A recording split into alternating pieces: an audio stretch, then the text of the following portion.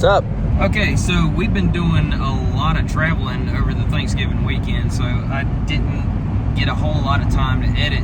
So what I've been doing is doing it on the road. So the wife has been kind enough to drive so that I can do that. It's been kind of difficult to do just because of everything going on. Here's the video. I'm sorry for the delay. This is our last video for Busco Beach, and I wanted to save the best for last because this is one we've been holding on to for a minute, so enjoy.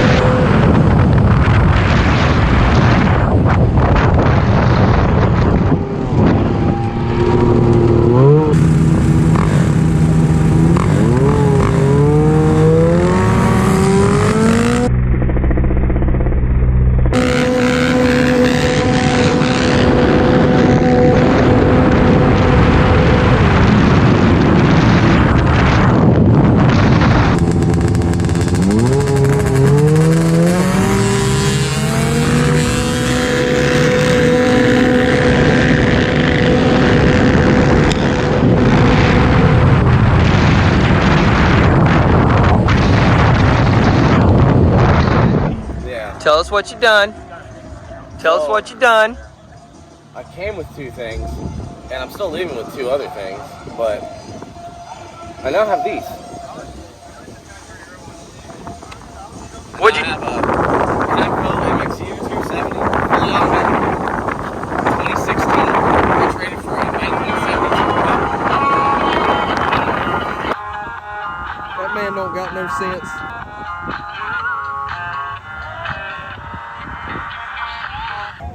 We'll try this again. Okay.